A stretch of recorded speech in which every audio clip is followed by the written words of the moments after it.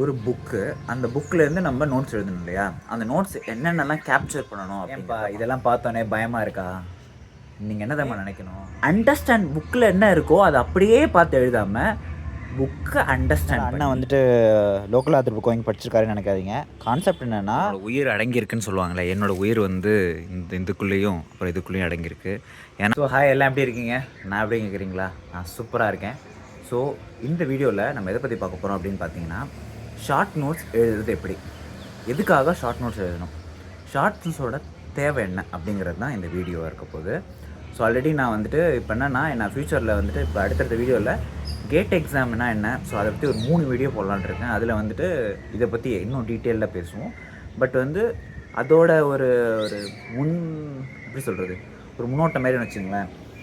ஒரு competitive exam போக போகிறீங்க, அப்படி இல்லைன்னா ஏதோ ஒரு எக்ஸாம், அது நம்ம செமஸ்டர் எக்ஸாமாக இருக்கலாம், அப்படி இல்லைன்னா வந்து எந்த ஒரு காம்படிட்டிவ் எக்ஸாமாக வேணால் இருக்கலாம். ஓகே, அந்த நேரத்தில் இப்போ வந்து பார்த்தீங்கன்னா ஒவ்வொரு எக்ஸாமும் இப்போ 12th வரைக்கும் ஃபிசிக்ஸ் தனியாக படிச்சிருப்பீங்க, கெமிஸ்ட்ரி தனியாக படிச்சிருப்பீங்க, இந்த மாதிரி தனித்தனியாக படித்து தனித்தனியாக எக்ஸாம் எழுதிட்டு இருந்தோம், கரெக்டாக? ஆனால் இப்போ ஒன்ஸ் இன்ஜினியரிங் வந்ததுக்கப்புறமா காம்படிட்டிவ் எக்ஸாம் போகிறப்ப நீங்கள் படித்த எல்லா சப்ஜெக்ட்ஸையும் ஒரே நேரத்தில் எழுதணும், கரெக்ட்? ஏன்னா அப்படி தான் இது ஃப்ரேம் பண்ணியிருப்பாங்க. அப்போ கடைசி நேரத்தில் நீங்கள் ஒவ்வொரு புக்கையோ இல்லை ஒவ்வொரு நோட்ஸையோ தட்டிகிட்டு இருக்க முடியாது, கரெக்ட்? அப்போ என்ன பண்ணணும், அதுக்கு தான் ஒரு நிமிஷம். ஸோ இந்த மாதிரி நீங்கள் படித்த உங்கள் மொத்த சப்ஜெக்ட்ஸையும் இந்த மாதிரி ஒரு நோட்டுக்குள்ளே எழுதணும், ஓகேவா? இந்த நோட்டை நான் சொல்கிறேன், அடுத்தடுத்து சொல்கிறேன், உங்களுக்கு புரியும். இதுக்குள்ளே வந்து ஒரு 3 சப்ஜெக்ட்டு, அதாவது ஒரு 3 பெரிய சப்ஜெக்ட்டு இதுக்குள்ளே அடங்கிடுச்சு, ஓகே? ஸோ அது ஏன் பண்ணணும், எதுக்கு பண்ணணுங்கிறதெல்லாம் நம்ம ஒவ்வொன்றா பார்ப்போம். ஏன்னா கடைசி நேரத்தில் வந்து ரிவைஸ் பண்ணணும், டக்குன்னு பரட்டிடணும்ல. ஒரு 12-20 சப்ஜெக்ட் இருக்குன்னா அந்த 20 சப்ஜெக்டையும் 1 ஹவருக்குள்ளே ரிவிஷன் பண்ணணும்னா என்ன பண்ணலாம், அதுக்கான மெத்தட் தான் இந்த ஷார்ட் நோட்ஸ் மெத்தடு. ஸோ அதை பற்றி நம்ம டீட்டெயிலாக பார்ப்போம், ஓகே? இந்த நோட்ஸ் இருக்குது பார்த்தீங்களா, இதில் வந்து ஃப்ளூயிட் மெக்கானிக்ஸ் ஹீட் ட்ரான்ஸ்ஃபர் என்னோடய சப்ஜெக்ட் ரிலேட்டடாக இருக்குது. பட் வந்துட்டு இங்கே கான்செப்ட் என்னென்னா, இங்கேருந்து எப்படி ட்ரான்ஸ்ஃபர் பண்ணணும், இங்கேருந்து எப்படி இதை இங்கே கொண்டு வரணும், இந்த ஷார்ட் நோட்ஸ் எப்படி எழுதணும் அப்படிங்கிறது தான் வீடியோ, ஓகே? ஸோ நம்ம பார்ப்போம். ஒருத்தனோட உயிர் அடங்கியிருக்குன்னு சொல்லுவாங்களே, என்னோடய உயிர் வந்து இதுக்குள்ளேயும் அப்புறம் இதுக்குள்ளேயும் அடங்கியிருக்கு. ஏன்னா இது பார்க்க இவ்வளோ சிம்பிளாக இருக்கா, இது வந்து இதோட உழைப்பு வந்து பார்த்திங்கன்னா சாதாரண உழைப்பு இல்லை, ஓகே? ஸோ அதுக்கு முன்னாடி பெரிய கதைகள் இருக்குது, அதெல்லாம் இங்கே முக்கியம் இல்லை. நம்ம வந்து கான்செப்ட் பற்றி பேசுவோம், ஓகே? ஸோ இப்போ வந்து எனக்கு முன்னாடி ஒரு இது இருக்குது, புக்கு நோட் இருக்கா? ஸோ நீங்கள் ஒன்று என்ன பண்ணணுன்னு பார்த்தீங்கன்னா, ஒரு பெரிய சப்ஜெக்ட்ஸ் இருக்கும். ஃபார் எக்ஸாம்பிள் அது பார்த்தீங்கன்னா இது காமிக்கிறேன். ஸோ இந்தமாரி ஃப்ளூயிட் மெக்கானிக்ஸ் நோட் இருக்குது. என்னடா அண்ணா வந்துட்டு லோக்கல் ஆத்தர் புக் வாங்கி படிச்சிருக்காருன்னு நினைக்காதீங்க. கான்செப்ட் என்னென்னா, இந்த லோக்கல் ஆத்தர் புக் தான் அஃபோர்டபுளாக இருக்கும், வாங்குற மாதிரி இருக்கும் ஒன்று. ரெண்டாவது, இது வந்து எக்ஸாம் பாயிண்ட் ஆஃப் வியூவில் இருக்கும். நான் வந்துட்டு படிக்கிறப்ப ஃப்ராங்க் எஃப்எம் ஒயிட்னு சொல்லிட்டு ஒரு புக் இருக்குது, ஓகே? இதை பாருங்கள், இதோட விலை வந்து 390 தான். அதாவது இந்த எஃப்எம் இந்த ஃப்ளூயிட் மெக்கானிக்ஸுங்கிற ஒரு சப்ஜெக்ட் வந்து ஒரு மெக்கானிக்கல் இன்ஜினியரிங்க்கு ஒரு முக்கியமான ஒரு கோர் சப்ஜெக்ட்டு. அந்த சப்ஜெக்ட்டுக்கு எக்ஸாம் பாயிண்ட் ஆஃப் வியூவில் நம்ம கிளியர் பண்ணணும் இல்லையா? ஸோ அதுக்காக இந்த புக்கு கான்செப்ஷுவல் அண்டர்ஸ்டாண்டிங்க்கு எஃப்எம் ஒயிட், அது ஆன்லைனில் நான் டவுன்லோட் பண்ணிப்பேன். நான் ஆல்ரெடி முன்னாடி சொல்லியிருந்தேன் பார்த்தீங்கன்னா, pdf.com இருக்குது, அங்கே போய் டவுன்லோட் பண்ணிக்கிறதுன்னு. ஸோ அங்கே எப்படி வந்து இப்போ இந்த புக்கு வந்து நீங்கள் எக்ஸாம் டயத்தில் இந்த புக்கை படிக்க முடியாது, கரெக்டாக? எல்லாத்தையும் கடைசி நேரத்தில் படிக்க முடியாது. அதுக்கு நம்ம ஃபஸ்ட்டு என்ன பண்ணணும்னா, புக்கை அண்டர்ஸ்டாண்ட் பண்ணி ஷார்ட் நோட்ஸ் எழுதணும். ஆக்சுவலாக என்னை மன்னிச்சிருங்க, என்னென்னா எனக்கு இது எப்படி காமிக்கணும்னு தெரியல. ஸோ அதனால தான் நான் வந்து இப்படி காமிக்கிறேன். ஸோ நான் உங்களுக்கு இதை சின்னதாக ஃபோட்டோ எடுத்து நான் உங்களுக்கு எப்படின்னு காமிக்கிறேன், அப்போ உங்களுக்கு நல்லா புரியும். இப்போ பார்த்தீங்கன்னா ஒரு புக்கு, அந்த புக்கிலேருந்து நம்ம நோட்ஸ் எழுதணும் இல்லையா? அந்த நோட்ஸ் என்னென்னலாம் கேப்சர் பண்ணணும் அப்படிங்கிறத பார்ப்போம். இப்போ ஒரு புக்கில் வந்துட்டு பார்த்தீங்கன்னா ஒரு ஃபார்முலா இருக்குது, ஓகேவா? அந்த ஃபார்முலா எங்கேருந்து டிரைவ் பண்ணாங்க அப்படிங்கிறத தெளிவாக மென்ஷன் பண்ணியிருப்பாங்க. இன்கேஸ் அது லோக்கல் ஆத்தரில் கேப்சர் பண்ணல அப்படின்னா டெஃபினட்டாக ஃபாரின் ஆத்தரில் கேப்சர் பண்ணியிருப்பாங்க. ஸோ நான் அது ஒரு எக்ஸாம்பிள் காமிக்கிறேன், அதை நீங்கள் பாருங்கள். அது பார்த்தா உங்களுக்கு ஒரு ஐடியா கிடைக்கும். ஒன்ஸு அந்த ஃபார்முலா எப்படி டிரைவ் பண்ணாங்கங்கிறத மேத்தமெட்டிக்கலாக இருக்கும். இன்ஜினியரிங் ஃபுல்லாகவே மேத்தமெட்டிக்ஸ் தான், ஓகேவா? ஸோ வந்துட்டு அது அப்ளிகேஷன் ஓரியன்ட் மேத்தமெட்டிக்ஸாக இருக்கும். அது வந்து அதெல்லாம் ஈஸியாக புரிஞ்சிடும், அதெல்லாம் கவலைப்படுறதுக்கு எந்த இதுவும் இல்லை. ஸோ உங்களோட நோட்ஸில் அந்த ஃபார்முலா எங்கேருந்து எப்படி வந்தது அப்படிங்கிறத ஒரு ப்ராப்பராக ஏன் இந்த இடத்துல 0 ஆச்சு, எதனால் இந்த ஃபார்மில் இப்படி வந்ததுங்கிறத ரொம்ப நீட் அண்ட் க்ளீனாக தெளிவாக நீங்கள் கேப்சர் பண்ணணும். ஓகேவா? ஸோ இது ஃபஸ்ட்டு. ரெண்டாவது, அதே நோட்ஸில் இப்போ அந்த ஃபார்முலா டெரைவ் பண்ணிங்க இல்லையா, அந்த டெரைவ் பண்ண ஃபார்முலாவோட எக்ஸாம்பிள் ப்ராப்ளம்ஸ் இருக்கும். அதை வந்துட்டு இந்த ஹார்ட் மீடியம் அதெல்லாம் லெவல் இருக்கும்ல. ஒரு ஒரு ஒரு கொஷினுக்கான இப்போ இந்த கொஷின் இவ்வளோ கஷ்டமாக இருக்குது, என்ன கேட்டிருக்காங்க அப்படிங்கிற மாதிரி இருக்கும்ல. ஸோ அந்தமாரி கஷ்டமான கொஷின்ஸை நீங்கள் பார்த்தா ஈஸியாக சால்வ் பண்ணிவிடுவீங்கிற மாதிரி எழுதாமல் கஷ்டமான ப்ராப்ளமை கேப்சர் பண்ணி அந்த ப்ராப்ளம் எப்படி சால்வ் பண்ணியிருக்காங்க, எதனால் இந்த ப்ராப்ளம் மற்ற ப்ராப்ளம்லேருந்து கஷ்டமாக இருக்குது அப்படிங்கிறத அனலைஸ் பண்ணணும். இது நம்ம கேட் கொஸ்டினில் இந்தமாரி நம்ம தெளிவாக பார்ப்போம். ஃபஸ்ட்டு இந்தமாரி ஷார்ட் நோட்ஸுக்கு சொல்கிறேன். ஓகே, இந்தமாரி நோட்ஸை ஒரு சப்ஜெக்ட்டுக்கு யூனிட் வைஸு உங்களோட சிலபஸ் அன்அனலைஸ்டு சிலபஸ் கொடுத்துருப்பாங்களா, அந்த சிலபஸில் ஒவ்வொரு டாபிக் கொடுத்துருப்பாங்க. அந்த டாபிக் ரிலேட்டடான நோட்ஸை, அந்த டாபிக் ரிலேட்டடான question and answer, previous year question or conceptual question ரெண்டும் இருக்கலாம். ஸோ அதை நீங்கள் தான் டிசைட் பண்ணணும் என்ன கேப்சர் பண்ண போகிறோன்னு. பட் அந்த நோட்ஸை பிரட்டி பார்த்தீங்கன்னா உங்களுக்கு புக்கை பிரட்டணுங்கிற அவசியமே இருக்கக்கூடாது. அந்த மாதிரி எல்லாத்தையுமே அண்டர்ஸ்டாண்ட், புக்கில் என்ன இருக்கோ அதை அப்படியே பார்த்து எழுதாமல் புக்கை அண்டர்ஸ்டாண்ட் பண்ணி அந்த புக்கில் உள்ளதை கேப்சர் பண்ணணும். நான் அதை எப்படின்னு காமிக்கிறேன். 1.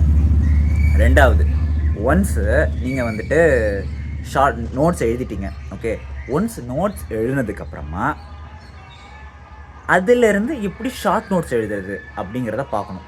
நான் அந்த ஃபோட்டோ உங்களுக்கு காமிப்பேன். அந்த ஃபோட்டோ காமிச்சா உங்களுக்கு அண்டர்ஸ்டாண்ட் ஆகிடும். அந்த ஷார்ட் நோட்ஸ் எப்படி இருக்கணும் அப்படின்னு பார்த்தீங்கன்னா, ஒரு A4 ஷீட்குள்ளே first page and second page இந்த 2 இதுக்குள்ளே அந்த ஷார்ட் நோட்ஸ் முடிஞ்சிடணும். ஓகே, அப்படி என்ன அர்த்தம், ஒரு மொத்த யூனிட்டையுமே ஒரே பேப்பருக்குள்ளே சுருக்கணும். அதேமாரி இப்போ 5 யூனிட் இருக்குன்னா 5 யூனிட்னா 5 பேப்பர் ஒரு சப்ஜெக்டை கவர் பண்ணணும். அப்போ என்ன அர்த்தம், அப்போ எப்படி எழுத முடியும்? 1000 ஃபார்முலா இருக்குன்னா அந்த 1000 ஃபார்முலாவும் எழுதுறதுன்னு அவசியம் இல்லை. அந்த 1000 ஃபார்முலாவும் பார்த்தீங்கன்னா ஒரு 20 ஃபார்முலாலேருந்து தான் வெளில வந்திருக்கும். ஓகேவா? நீங்கள் நிறைய ப்ராப்ளம் சால்வ் பண்ண இம்பார்ட்டண்டான ஃபார்முலா எங்கேருந்து டிரைவ் ஆச்சு அப்படிங்கிற கான்செப்ட் உங்களுக்கு நல்லா புரிஞ்சிடும். அதை மட்டும் கேப்சர் பண்ணணும். ஓகேவா? மெயினான unit conversion and unit formula இதை மட்டும் நீங்கள் கேப்சர் பண்ணாலே போதும். அப்போ ஒரு புக் எடுக்கிறீங்க, அதில் உங்கள் சிலபஸ் பார்க்குறீங்க, சிலபஸில் நிறைய புக்கை ரெஃபர் பண்ணி படிக்கிறீங்க, அதை ஒரு நோட்ஸாக போடுறீங்க, அந்த நோட்ஸ்லேருந்து ஷார்ட் நோட்ஸ் எழுதுறீங்க. அந்த ஷார்ட் நோட்ஸ் ஒரே பேஜுக்குள்ளே இருக்கணும். இவ்வளோதான்ப்பா. இதுதான் இந்த மாதிரி நீங்கள் படிச்சிங்க அப்படின்னா ஒவ்வொரு செமஸ்டர் வைஸ் இதெல்லாம் நீங்கள் உங்களோட ஃபஸ்ட் இயர்லேருந்தே நீங்கள் ஸ்டார்ட் பண்ணிங்க அப்படின்னா ரொம்ப ஈஸியாக இருக்கும். எப்போ நான் எல்லார்ட்டையும் சொல்லிட்டு இருப்பேன்ல, கேட் எக்ஸாம் படிக்கணும்னு, அந்த எக்ஸாமுக்கு இங்கேயே நீங்கள் அடித்தளம் போட்டுட்ருக்கீங்க. நிறைய பேர் என்ன பண்ணுவாங்கன்னு பார்த்தீங்கன்னா, 4 வருஷம் நார்மலாக எல்லாம் படிப்பாங்க, கான்செப்டை புரிஞ்சுப்பாங்க. பட் இந்த மாதிரி ஒரு பாயிண்ட் ஆஃப் வியூவில் படிக்காததுனால கேட் எக்ஸாம் போய் படிக்கணும் அப்படின்னு நினைக்கிறப்ப என்ன பண்ணுவாங்க, நிறைய பேர் ஒன்ஸ் ஃபைனல் இயர் முடிச்சதுக்கப்புறமா போய் கேட் எக்ஸாம் ஸ்டார்ட் பண்ணுவாங்க. அப்போ கஷ்டமாக இருக்கும். ஏன்னா யூ டோன்ட் ஹேவ் டைம். இங்கே 4 வருஷம் டைம் இருக்குது. கேட் எக்ஸாமுக்கு ஒரே வருஷத்துக்குள்ளே நீங்கள் படிக்கணும். ஓகேவா? ஸோ அப்போ நிறைய விஷயம் நீங்கள் சாக்ரிஃபைஸ் பண்ணுற மாதிரி இருக்கும். நிறைய விஷயம் உங்களால் புரிஞ்சிக்க முடியாது. பட்டு நீங்கள் காலேஜ் படிக்கிறப்பவே இந்த மாதிரி ஒரு மெத்தடை ஃபாலோ பண்ணிங்க அப்படின்னா அது டெஃபினட்டாக உங்களுக்கு ஃபைனல் இயர் வரப்போ உங்களுக்கு கம்பெனி போகிறதுக்கும் யூஸ்ஃபுல்லாக இருக்கும். ப்ளஸ் அதர் காம்படிட்டிவ் எக்ஸாம்ஸும் IES இந்தியன் இன்ஜினியரிங் சர்வீஸ்ன்னு இருக்குது, அந்த எக்ஸாம் போகிறதுக்கும் உங்களுக்கு யூஸ்ஃபுல்லாக இருக்கும். ஸோ இதுமாரி பல வகையில் இந்தமாரி எழுதுறது ரொம்ப யூஸ்ஃபுல்லாக இருக்கும். நான் சும்மா ஒரு எக்ஸாம்பிள் காமிக்கிறேன். ஓகேவா? கேட்குதா? மகமாயி சமயபுர தாயின்னு பாட்டு போட்டுட்ருக்காங்க. என்னால் முடியல. பரவாயில்ல, இட்ஸ் ஓகே. அது உங்களுக்கு இப்போ நான் சொன்னதுக்கப்புறமா தெரிஞ்சிருக்கும்னு நினைக்கிறேன். ஸோ நான் சில ஃபோட்டோஸ்லாம் ஆட் பண்ணுறேன். ஏன்னா நான் காமிக்க ட்ரை பண்ணுறேன், பட் எனக்கு அது சரியாக வரல. ஒரே ஒரு எக்ஸாம்பிள் மட்டும் பாருங்கள். If you irrespective of mechanical department நினைக்காதீங்க. இர்ரெஸ்பெக்டிவ் ஆஃப் டிபார்ட்மெண்ட்டு கான்செப்ட் ஒன்று தான். அதை நீங்கள் உங்களுக்கு ஏற்ற மாதிரி புரிஞ்சுக்க போகிறீங்க. ஸோ இப்போ தான் நான் சொல்லிகிட்டு இருந்தேன். இப்போ பார்த்தீங்கன்னா இது ஒரு சப்ஜெக்டோட ஒரு டாபிக். இப்போ இங்கே என்னென்ன இருக்குது, equation of motion, Bernoulli's equation, flow measurement and momentum equation. So இந்த மாதிரி இருக்கா. அப்போ இந்த டாப்பிக்குள்ளே இதெல்லாம் சிலபஸில் கவர் ஆகுது. இப்போ நான் என்ன பண்ணணுன்னா, இந்தமாரி டாபிக்ஸ் இருக்குது அப்படின்னு கேப்சர் பண்ணிவிட்டு, ஃப்ளூயிட் டைனமிக்ஸ்னால் என்ன, அதில் என்ன டைப்ஸ் ஆஃப் ஃபோர்ஸஸ் இருக்குது, ஸோ இந்த பர்டிகுலர் டாபிக் எதை பற்றி பேச போகுது அப்படிங்கிறதெல்லாம் பொறுமையாக நம்ம அண்டர்ஸ்டாண்ட் பண்ணி எழுதணும். புக்கில் இருக்கிறது அப்படியே எழுதக்கூடாது. அண்டர்ஸ்டாண்ட் பண்ணதை மட்டும்தான் ஷார்ட் இதில் உங்கள் நோட்ஸில் எழுதணும்.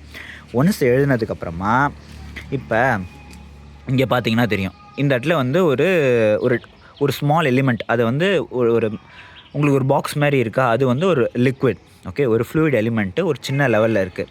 அதில் வந்து different type of force act ஆனால் என்ன ஆகுங்கிறத இங்கே ரெப்ரசன்ட் பண்ணியிருக்காங்க. ஓகே, ஸோ எனக்கு இந்த ஃபார்முலா, அதாவது ஆயிலர் ஈக்குவேஷன் ஆஃப் மோஷன் அப்படிங்கிற ஃபார்முலா வந்து நான் டிரைவ் பண்ணணும். ஓகேவா, இதான் வந்து எண்ட் ஃபார்முலா. அந்த ஃபார்முலாவை அதில் நேவி-ஸ்டோக்ஸ் ஈக்குவேஷன் யூஸ் பண்ணிங்கன்னா இப்படி ஒரு ஃபார்முலா வரும். ஓகே, ஸோ அங்கேருந்து தான் பெர்னாலிஸ் ஈக்குவேஷன்ஸே வந்து ஃபார்ம் ஆகும். ஓகே, ஆமாம், இதோ இங்கே ஃபார்ம் ஆகிருக்கு பாருங்கள், பெர்னாலிஸ் ஈக்குவேஷன். ஓகே, இது பெர்னாலிஸ் ஈக்குவேஷன் ரொம்ப ஒரு முக்கியமான ஃபார்முலா. இப்போ நம்ம என்ன பண்ணோம் அப்படின்னா, இந்த இதிலிருந்து நான் இந்த ஈக்குவேஷனை எழுதியிருக்கேன். கரெக்ட். ஓகே, ஸோ இந்தமாரி நான் எழுதியிருக்கேன். எதனால் வந்து இங்கே 0 ஆச்சு, கிராவிட்டி ஏன் 0 ஆச்சு, ஸோ இதுதான் நான் சொல்ல வரேன் உங்களுக்கு. இந்தமாரி அண்டர்ஸ்டாண்ட் பண்ணிவிட்டு ஈக்குவேஷன்ஸை எழுதி பழகணும். ஓகே, ஸோ இங்கே பாருங்கள், அடுத்தது இந்த இடத்துல பாருங்கள். இப்போ இது வந்து ஒரு ஸ்மால் எலிமெண்ட்டு. இங்கே வந்து நான் ஃபோர்ஸஸ் ஆக்ட் ஆகுது. பெர்னாலிஸ் ஈக்குவேஷன் அப்டைனட் பை, இது என்னென்னா இந்த இடத்துல ஏன் 0 ஆச்சு அப்படிங்கிறதுக்கான இதுவும் நான் எழுதுகிறேன். Integration of Euler equation along with stream line. First stream line தெரியும், அதெல்லாம் வேணாம். இப்போ உங்களுக்கு கான்செப்ட் என்னென்னா, இந்தமாரி தான் ஷார்ட் நோட்ஸ் எழுதணும். எழுதிட்டு அதை டிரைவ் பண்ணிவிட்டு இந்தமாரி ஒரு ஈக்குவேஷன் ஃபார்ம் ஆகுதா, கடைசியாக இப்படி டிரைவ் ஆச்சு, எதனால் அசம்ஷன்ஸ் என்ன கன்சிடர் பண்ணியிருந்தோம், இந்த மாதிரி தான் நீங்கள் ஒரு விஷயத்தை கேப்சர் பண்ணணும். அதுக்கப்புறம் கண்டிஷன்ஸ் பாயிண்ட்ஸு, அப்புறம் வந்து பெர்னாலிஸ் ஈக்குவேஷன்ஸில் ஒரு ஈக்குவேஷன் ஸ்டாண்டர்டாக இருக்கும், அதாவது ஐடியலாக கன்சிடர் பண்ணியிருப்பாங்க. ரியல் டைம் ஈக்குவேஷன்ஸை கன்சிடர் பண்ணுறப்ப என்ன மாரி மாற்றத்தை ஏற்படுத்துங்கிறத நீங்கள் புரிஞ்சுக்கணும். ஸோ அந்த நோட்ஸில் எப்படி ஃபார்முலா டெரைவ் ஆச்சுன்னு எழுதியிருந்தேன். இந்த ஷார்ட் நோட்ஸில் பார்த்தீங்கன்னா வெறும் ஃபார்முலா மட்டும் எழுதியிருப்பேன். அவ்வளோதான்ப்பா, இதுதான் ஷார்ட் நோட்ஸ். மொத்தத்தையும் 4-5 பேஜுக்கு எழுதியிருந்ததை மொத்தமாக ஃபார்முலா மட்டும் எழுதியிருக்கேன். பார்த்தீங்களா, இப்படி தான் எழுதணும். ஓகே, ஏன்பா இதெல்லாம் பார்த்தோன்னே பயமாக இருக்கா? நீங்கள் என்ன தெரியுமா நினைக்கணும், சஞ்சய் ராமே இதெல்லாம் படிக்கிறான் அப்படிங்கிறப்ப நம்மலாம் எவ்வளோ சூப்பராக படிக்கலாம். நான் நினைப்பேன், நான் தான் இருக்கிறதுலே ரொம்ப அறிவு கம்மி எனக்கு, அதனால் வந்துட்டு எல்லோரும் நம்மளோட நல்லா படிப்பாங்க அப்படின்னு தான் நான் நினச்சிட்டு இருப்பேன். நம்ம இதுக்கு ஓடுறோம் அப்படின்னு. அதனால் நானே இதெல்லாம் படிக்கிறேன்னா உங்களால் நான் ஈஸியாக படிச்சிட முடியும். ப்ளஸ்ஸு ஒரு கதை சொல்கிறேன், ஒன்றும் இல்லை, இதுதான். இப்போ ஒரு ஊருக்கு போகிறீங்க, ஓகேவா, அந்த ஊருக்கு ஃபஸ்ட் டைம் போகிறீங்க. ஃபஸ்ட் டைம் போகிறப்ப எந்த தெரு எங்கே இருக்குது, எந்த தெருக்குள்ளே யார் இருக்கா, முனுசாமி இருக்காரா, கந்தசாமி இருக்காரா, ராமசாமி இருக்காரா அப்படின்னு எதுவுமே தெரியாது. ஆனால் அதே ஊரில் ஒரு தெருவில் போய் தங்கி ஒரு 20 நாள் இல்லை 1 மாதம் 2 மாதம் 3 மாதம் இருந்தீங்கன்னா, ஆமாம்மா அந்த ராஜா தெருவில் ஆமாம் 4ஆவது வீட்டில் முனுசாமி இருக்கார், ஆமாம் கவர தெருவா, அந்த கவர தெருக்குள்ளே அவர் அங்கே இருக்கார். ஸோ இந்த மாதிரி அந்த இடத்துக்குள்ளே இருந்து அந்த அப்படியே பழகிட்டு இருந்தீங்கன்னா அந்த இடம் தெரிஞ்சிடும். கரெக்டாக, ஒரு தெருக்குள்ளே போய் அந்த அருவே சுற்றி வந்தீங்கன்னா ஒரு மாதத்துக்குள்ளேயே அந்த தெரு மொத்தமாக அத்துப்படி ஆகிடும்.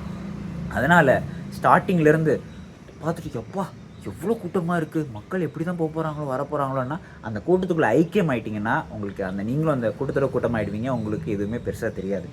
இதெல்லாமே ஃபஸ்ட் டைம் பார்க்குறப்ப உங்களுக்கு வந்துட்டு வேணால் பயமாகவும் பதட்டமாகவும் இருக்கலாம், என்னடா இவ்வளோ இருக்கே அப்படின்னு. அதெல்லாம் கிடையவே கிடையாது. அவங்க வந்து ரொம்ப ஜாலியான ஆள்.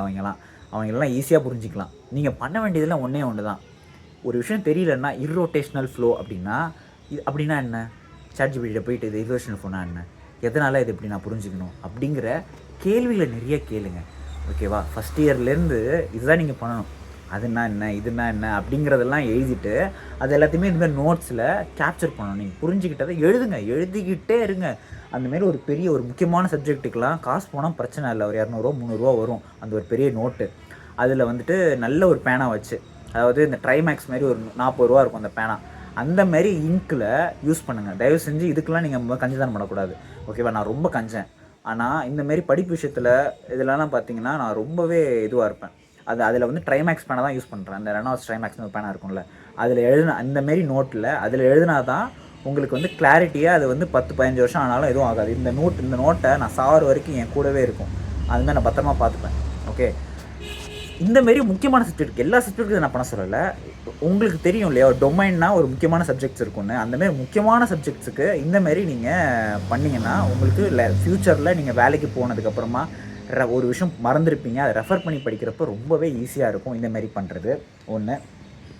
ஸோ அதுதான். அதனால் நீங்கள் கவலைப்படுறதுக்கோ பயப்படுறதுக்கோ தேவையே இல்லை. ஓகே, இதெல்லாம் நீங்கள் ஒன்ஸ் உள்ளே வந்தீங்கனாலே தெரியும். இவனடா ஜுன்னு காமெடி பண்ணிகிட்டு இருக்கு, இவனை பார்த்தாடா பயந்துட்டு இருந்தோம் அப்படிங்கிற மாதிரி தான் லிட்டரலி இருக்க போகுது. ஓகே, ஸோ ஆனால் வந்து இந்த மாதிரிலாம் நீங்கள் அழகாக எடுத்து வச்சுருந்தீங்கன்னா இந்த மாதிரி சின்ன சின்ன விஷயங்களை நீங்கள் ஃபஸ்ட் செமஸ்டர் செகண்ட் செமஸ்டர்லேருந்து எல்லாத்தையும் ஃபஸ்ட் செமஸ்டர் செகண்ட் செமஸ்டரில் பெருசாக இருக்காது. இதெல்லாம் நான் டிபார்ட்மெண்ட் கோர் டிபார்ட்மெண்ட் செகண்ட் இயர்லேருந்து நான் சொல்கிறேன். செகண்ட் இயருக்கு ரொம்பவே இதெல்லாம் யூஸ்ஃபுல்லாக இருக்கும். ஸோ ஓகேவா, இதெல்லாம் நீங்கள் பண்ணிகிட்டே வாங்க. நீங்கள் வேணால் பாருங்கள், டெஃபினட்டாக ஃபைனல் இயரில் இது எல்லாமே உங்களுக்கு மிகப்பெரிய ஒரு உதவிகரமாக இருக்கும். ப்ளஸ்ஸு இது எல்லாத்தையுமே அப்பப்போ ரிவைஸ் பண்ணணும். நம்ம தேர்ட் செமஸ்டர் முடிச்சிட்டோம், இதுக்கப்புறம் இந்த சப்ஜெக்ட்டுக்கும் நமக்கு சம்மந்தம் இல்லைங்கிறதே கிடையாது. இந்த எல்லா சப்ஜெக்ட்ஸும் உங்களுக்கு வாழ்நாளில் கடைசி நேரத்தில் உங்களுக்கு ஹெல்ப் பண்ணிகிட்டே இருக்கும். அப்படிங்கிற இன்னொரு முக்கியமான விஷயம், இப்போ இந்தமாரி ஷார்ட் நோட்ஸில் வந்து பார்த்தீங்கன்னா, ஷார்ட் நோட்ஸில் புக்கிலேருந்து அண்டர்ஸ்டாண்ட் பண்ணதை எழுதுறீங்க, கரெக்ட்? அப்படி எழுதுகிறப்ப இந்த இடத்துல ஏன் 0 ஆச்சுங்கிறதுக்கு ஒரு சின்ன நோட்டில் வந்துட்டு ஏன் 0 ஆச்சுன்னு உங்களுக்கு புரிஞ்சதை எழுதி பழகணும். ஓகேவா? அதேமாரி எல்லா சினாரியோஸ்லேயும் இந்தமாரி சின்ன சின்னதாக எழுதி வச்சுருந்தீங்கன்னா ஒரு 2 மாதம் 3 மாதம் கழிச்சு பார்க்குறப்ப ஏன் இந்த இடத்துல 0 ஆச்சு, எதனால் கன்சிடர் பண்ணியிருந்தோம் நமக்கே மறந்துடனே. நம்ம நிறைய படிக்கிறப்ப நிறைய விஷயத்த மறந்துகிட்டே இருப்போம். ஸோ அப்போவே நோட்டில் வந்து அதாவது நமக்கு சொல்கிற மாதிரி இதனால தான் இங்கே 0 ஆச்சு, இதனால தான் இங்கே 0 ஆச்சு அப்படிங்கிற மாதிரி நீங்கள் ஒரு அங்கங்கே ஒரு நோட் கிரியேட் பண்ணி வச்சுருந்தீங்க அப்படின்னா அது ரொம்பவே யூஸ்ஃபுல்லாக இருக்கும். அதையும் நான் ஆட் பண்ணணும்னு நினச்சேன். இங்கே வந்து நான் சொல்லிக்கிறேன். ஓகே, ஸோ அதனால் வந்துட்டு இது எல்லாத்தையுமே ப்ராப்பராக எழுதி ஒரு வீட்டில் வந்து ஒரு இடத்துல பத்திரமா வச்சுருங்க. இல்லைனா வந்துட்டு இந்தமாரி இன்னொன்று சொல்கிறேன், அந்த ஷார்ட் நோட்ஸில் வந்து பார்த்திங்கன்னா நான் வந்துட்டு இதில் நல்லா பார்த்தீங்கன்னா இந்தமாரி பின்னடித்து ஸ்பைரல் மாதிரி போட்டிருக்கேன்னா, இந்த ஸ்பைரலுக்கு ஒரு டெக்னிக் இருக்குது. இப்போ ஒரு நோட் எடுத்து இந்த மாதிரிலாம் ஷார்ட் நோட்ஸ் எழுதுறீங்க அப்படின்னா, என்னோட ஒரு டாபிக் நான் கவர் பண்ணுறேன், ஒரு டாப்பிக்கில் வந்து ஒரு பேஜுக்குள்ளே நான் முடிக்க ட்ரை பண்ணுறேன், என்னால் முடியல. அடுத்த பேஜுக்கு நான் வேறு ஒரு சப்ஜெக்ட் எழுதிட்டேன்னா நடுவில் வந்து பேஜே இருக்காதா, ஆனால் நான் இந்த டாபிக் ரிலேட்டடாக ஒரு பேப்பரை ஆட் பண்ணணும், அப்போ கஷ்டமாக இருக்கும்ல. இப்போ இந்தமாரி ஸ்பைரல் போட்டிங்கன்னா A4 ஷீட்டில் நீங்கள் எழுதி அந்த A4 ஷீட்டை உங்களோட செகண்ட் பேஜை ஆட் பண்ணிக்கலாம். அது ஒரு டெக்னிக். அதனால தான் நான் வந்துட்டு இது இப்படி இருக்கேன். இது யூஸ் பண்ணுறதும் ரொம்ப சிம்பிளாக ஈஸியாகவும் இருக்கும், அழகாகவும் இருக்கும். ஓகே, ஸோ அதுதான்ப்பா, அவ்வளோதான்ப்பா. ஒன்றும் கவலைப்படாதீங்க, அதெல்லாம் ஈஸி தான். நானே பண்ணுறேன், நீங்கள் பண்ண மாட்டிங்களா? வாழ்க்கையில் வந்துட்டு படிக்கிறது மட்டும்தான் ஈஸி, ஓகேவா? மற்ற எல்லாமே கஷ்டம் அப்படிங்கிறது உங்களுக்கு நல்லாவே தெரியும். ஓகே, எல்லாத்தையுமே நிறைய ஷேர் பண்ணுறானே அப்படின்னு நினைக்கிறீங்களா? என்னால் தான் ஜெயிக்க முடியல. ஓகே, என்னால் ஏற்பட போகிற சின்ன பொறி இருக்குது பார்த்தீங்களா, அது உங்கள்கிட்ட காட்டுத்தீயாக பரவுங்கிற நம்பிக்கை தான். ஸோ அவ்வளோதான்ப்பா. நம்ம நெக்ஸ்ட்டு அடுத்தடுத்த வீடியோவில் நிறைய அதை பற்றி பேசுவோம். ஓகே, அடுத்த வீடியோவில் நான் ஃபஸ்ட்டு வீடியோவில் பார்த்தீங்கன்னா டே 1லேருந்து என்ன ஸ்கில் கற்றுக்கணுங்கிறத போட்டிருந்தேன்.